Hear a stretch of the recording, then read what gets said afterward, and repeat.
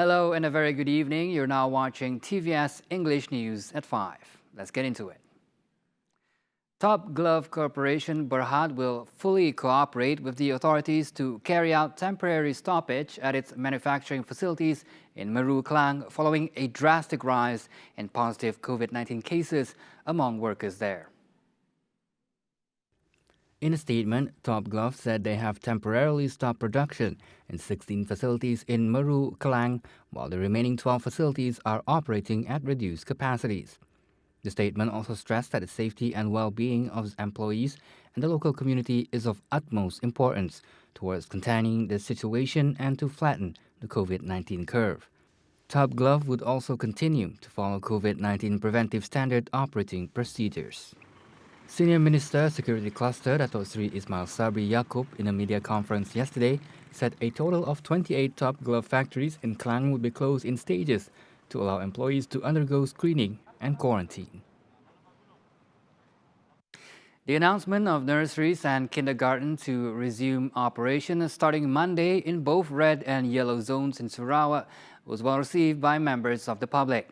The decision was made by Sarawak State Disaster Management Committee and was seen as a very good initiative, especially among working parents amid the COVID-19 pandemic.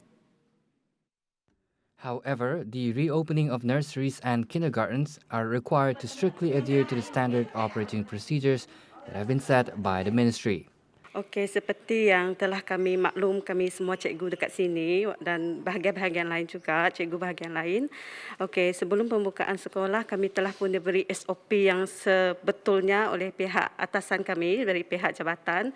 Kami sebelum kanak-kanak datang ke kelas, terlebih dahulu kami akan cek suhu diorang. Lepas itu masuk ke dalam kelas memang akan ada tempat yang khas untuk mereka dan tidak boleh bergaul dengan kawan, berlimit lah. Okey, kalau sekiranya ada aktiviti kumpulan tu memang agak kurang dilaksanakan sebab kami lebih kepada face to face dengan kanak-kanak dan masa mereka nak membuat kerja mereka tidak boleh berkongsi apa-apa alatan, permainan dan apa selesai saja aktiviti kelas persekolahan, semua barang-barang kanak-kanak, warna, alat tulis akan dibersihkan, sanitize lah oleh cikgu. In addition, the kindergartens are fully prepared to reoperate in full compliance of standard operating procedures that have been entailed by the government to keep the children and key workers safe at school.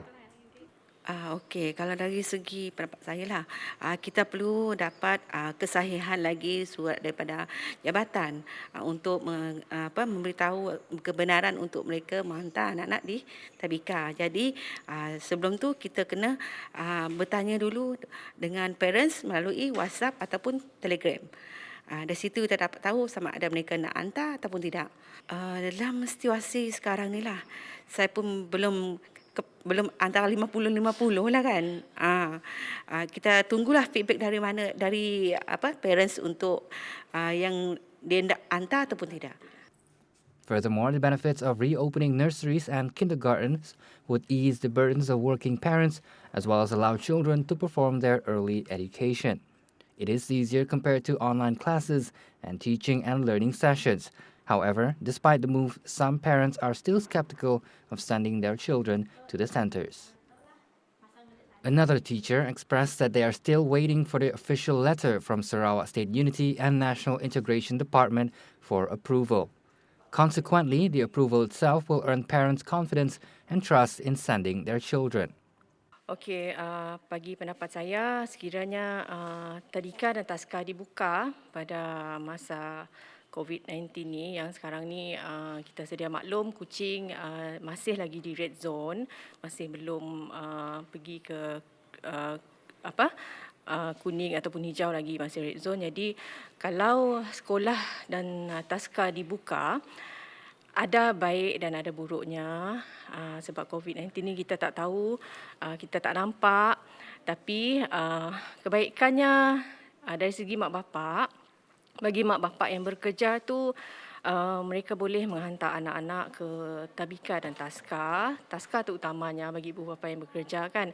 Tapi untuk kanak-kanak tabika pula mereka boleh melalui pembelajaran secara bersemuka dengan cikgu. Itu lebih mudah kerana kadang-kadang kalau PDP, pembelajaran secara online dijalankan, ada kanak-kanak yang tidak dapat mengikuti sebab kekangan daripada segi internet, ada mak bapak yang bekerja, tidak mampu untuk mengajar anak-anak di rumah dan rasanya tapi kalau dibuka sekalipun, ada juga mak bapak yang tak nak menghantar anak mereka ke tadika lah sebab takut. Tapi ada juga yang nak, tapi tak banyaklah, dalam tak sampai 50% pun yang nak menghantar anak ke tadika. She reiterated that kindergartens must adapt to the new norm, adhering to the SOPs issued by the authorities. General Operations Force personnel on duty at the Malaysia-Thailand border in Perlis was killed, and another was critically injured in a shootout with smugglers. Without revealing further details, Inspector General of Police Tan Sri Abdul Hamid Bador confirmed the incident. Meanwhile, 3 suspects that were involved in the shootout have been detained by Thailand police in Hospital Haidai while seeking treatment. However, according to a statement by Home Minister Dato Sri Hamzah Zainuddin, the personnel identified as Corporal Baharudin bin Ramli, he died on the spot, while his comrade Corporal Norihan Tari was badly injured and has been sent to the Tuanku Fauzia Hospital in Kangar. He added an initial investigation found that the 2 GR personnel were engaged in intelligence work at the location. Welcome back. An increasing number of flights and tourists have led to the congestion of Kuching International Airport, or KIA. As such, the state government is looking into expanding KIA to accommodate more flights and passenger capacity. Abang Johari said that based on the statistics, Kuching International Airport will soon no longer be able to support the number of passengers arriving. KIA's capacity is set at 5 million passengers per annum. However, this limit is being reached at a rapid pace. Hence, plans must now be made to deal with the issue. I think it's premature for me to reveal what we have in mind at the moment. But definitely, we are looking into a bigger airport, which can accommodate the increase in flights, as well as the potential increase of tourist arrival to Sarawak after this pandemic. He said this at the Sarawak 2021 budget towards a high-income society in 2030 webinar organized by the Sarawak Business Federation, or SBF, today. He added that the expansion plan is now being scrutinized by experts who specialize in airport development. The financial sustainability of transport systems is likely the next port of call, with uncertainties amid the COVID-19 pandemic. While cities have been extremely effective in sharing knowledge and adjusting public transport services, handling the financial consequences of the pandemic will take a lot longer and require a tailored approach. To have an insight on the matter, TVS went to the ground and spoke to one of the bus operators. Ruben Gomez has the report. The Sarawak State Disaster Management Committee, SDMC, has decided to extend the Conditional Movement Control Order, CMCO, in Kuching until November 27th. Therefore, movements in and out of the Kuching district are also prohibited. However, it is exceptional for the official matters and work purposes by showing permission letters or work passes from employers.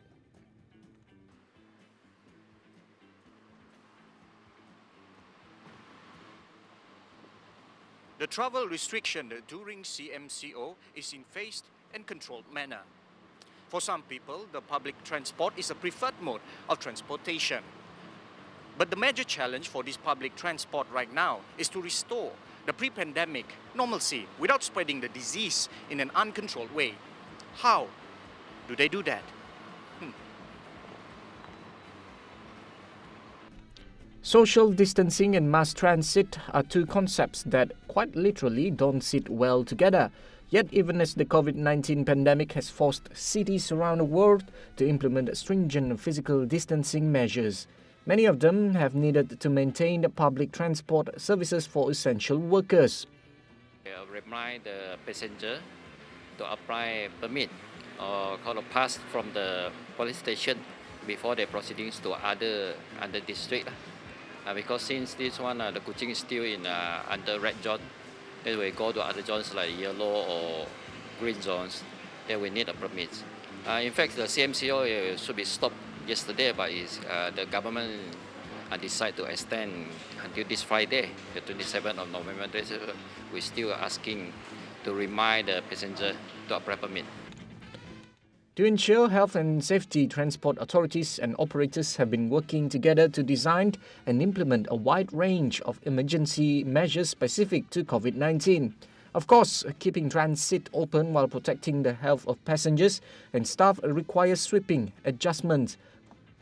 For Stanley, that is imposing physical distancing by restricting the number of passengers in the public transport. On the bus, this one, first thing, this one have to checking the temperature, the body temperature, registration for the passenger details.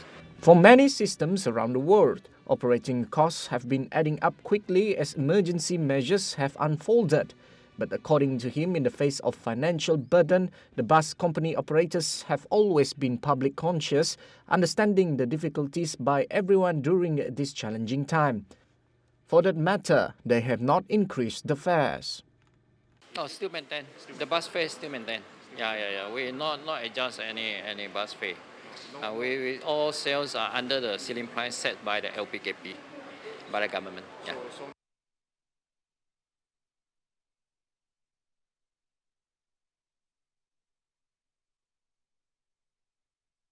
Well, that's it for now, but for more news updates, stay tuned to the Nightline with Ruben Gomez at 11:30 p.m. I'm Razi Ahmad for TVS. Cheers.